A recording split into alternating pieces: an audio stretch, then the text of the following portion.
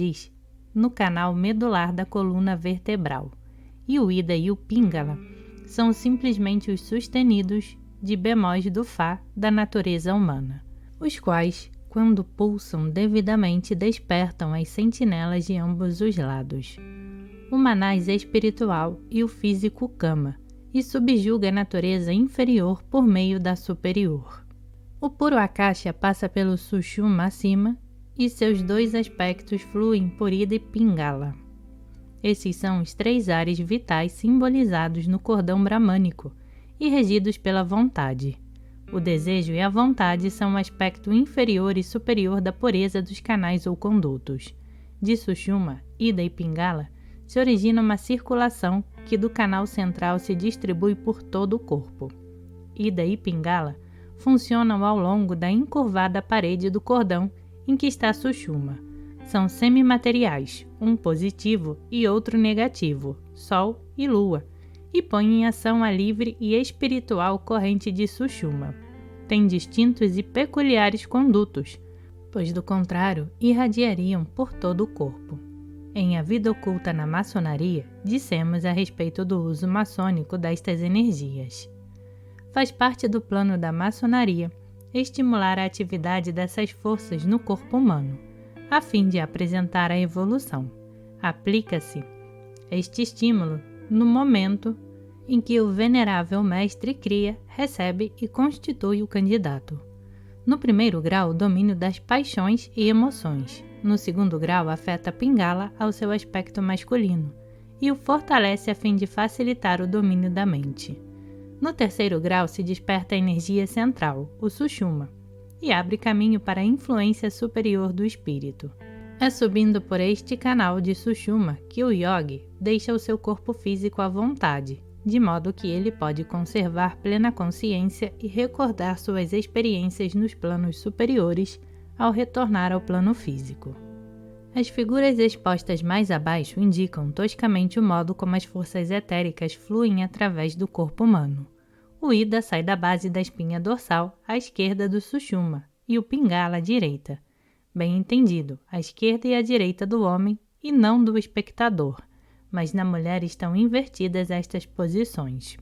As linhas terminam na médula oblongada. Na Índia chamam Brahmadanda ou bastão de Brahma. A espinha dorsal e o desenho representado na figura 4D demonstra que também é o original do caduceu de Mercúrio, com as duas serpentes que simbolizam o Kundalini ou serpente ígnea, que se move ao longo do canal medular, enquanto que as asas representam o poder conferido pelo fogo de se elevar aos planos superiores. Na figura 4A representa o Ida estimulado depois da iniciação no primeiro grau, e a linha é carmesim. Ao passar para o segundo grau, se acrescenta a linha amarela do Pingala. Segundo o representa a figura 4A, e quando dá exaltação ao terceiro grau, completa-se a série com a linha azul intenso do Sushumna, representada na figura 4C. O Kundalini, que flui por esses três canais, especializa-se de duas maneiras durante o seu fluxo ascendente. Há no Kundalini uma estranha mistura de qualidades positivas e negativas, que quase poderiam chamar-se masculinas e femininas. Em conjunto, prepondera grandemente o aspecto feminino, e esta é a razão de os tratados hindus aplicarem o pronome ela a esta energia. Talvez pelo mesmo motivo se chame em voz do silêncio o lar da mãe do mundo, a certa câmara do coração, onde algumas modalidades de yoga concentram o Kundalini, mas quando o fogo serpentino surge de seu foco e entrando pelo chakra fundamental, flui para cima pelos três canais mencionados, observa-se que a energia ascendente por Pingala é quase toda ela masculina, enquanto que a que sobe por Ida é quase inteiramente feminina. A corrente caudalosa que passa por Sushumna acima parece que conserva suas proporções originárias. A segunda diferenciação do Kundalini ou fogo serpentino durante a sua ascensão pela coluna vertebral consiste em que se impregna intensamente da personalidade do homem.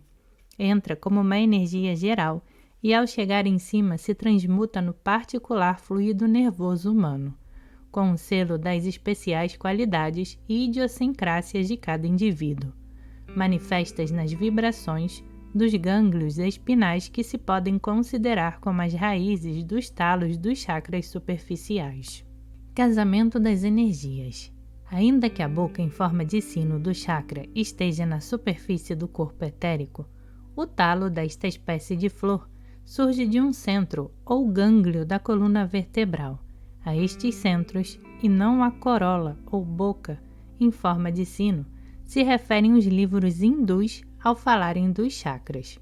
Em todos os casos, um talo etérico, geralmente encurvado para cima, liga a raiz situada no centro espinal com o chakra externo, já que os talos de todos os chakras brotam da coluna vertebral. Compreende-se que o fogo serpentino flua por esses talos até chegar à câmpula do chakra onde encontra a energia divina, que pela boca da campânula flui, e a pressão resultante do encontro determina a radiação horizontal de ambas as energias mescladas pelos raios do chakra.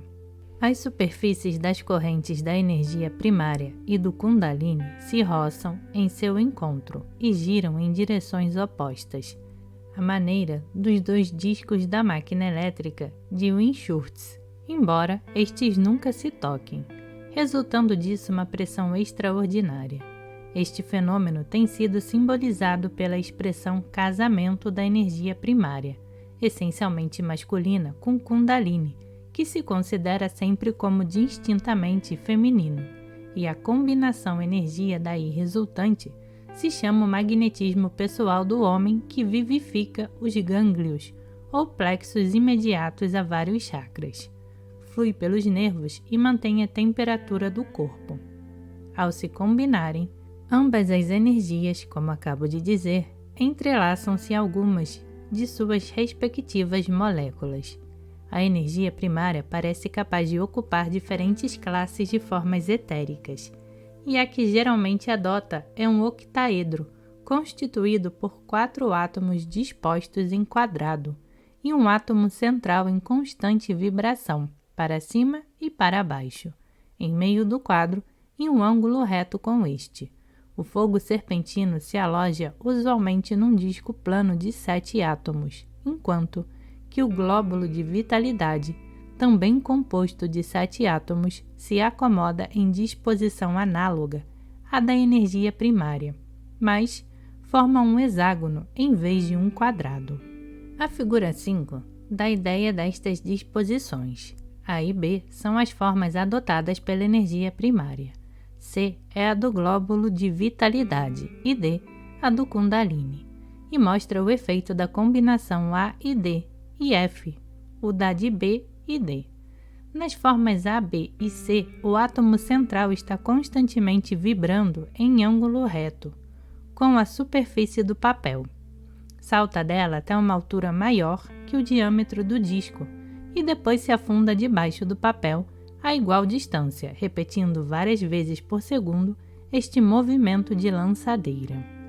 Em D, o movimento é tão somente uma constante procissão ao redor do círculo, conquanto haja enorme quantidade de energia latente, que se manifestará tão logo se efetuem as combinações como procuramos representar em E e F.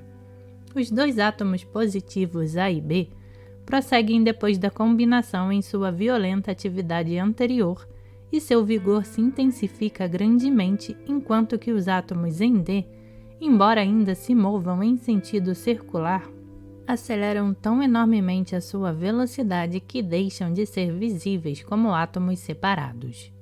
E por causa de um fenômeno de ilusão óptica, aparecem com um refulgente anel luminoso. As primeiras 4 moléculas antes descritas pertencem ao tipo de matéria que na obra química oculta a doutora Bissan denomina hipermeta protoelemental, mas E e F são compostos e devem ser considerados atuantes no imediato subplano, que a doutora Bissan chama superetérico, pelo qual seriam da metoprotomatéria. O tipo B é muito mais comum que o ar. E infere-se naturalmente disso que o fluido nervoso, resultado final da combinação ou casamento de ambas energias, se acham mais nas moléculas do tipo F do que do tipo E. Portanto, o fluido nervoso é uma corrente de vários elementos que contém moléculas de cada um dos tipos representados na figura A4, isto é, simples e compostas, casadas e solteiras, e pares conjugais que fluem todos conjuntamente. O movimento pasmosamente enérgico de lançadeira para cima e para baixo do átomo central nas combinações E e F dá-lhes uma desusada configuração dentro de seu próprio campo magnético, como mostra a figura 6. A parte superior desta figura parece-me muito semelhante ao linga, que costuma adornar as frentes dos templos de Shiva na Índia. Foi-me dito que o linga é um emblema do poder criador, que os hinduístas devotos o consideram como se estendesse para baixo do solo tanto quanto se estende para cima. Tenho conjecturado se os hindus conheciam esta molécula especialmente ativa e sua imensa importância no sustento da vida animal e humana, e igualmente se esculpiam o símbolo em pedra, qual expressão de seu conhecimento oculto.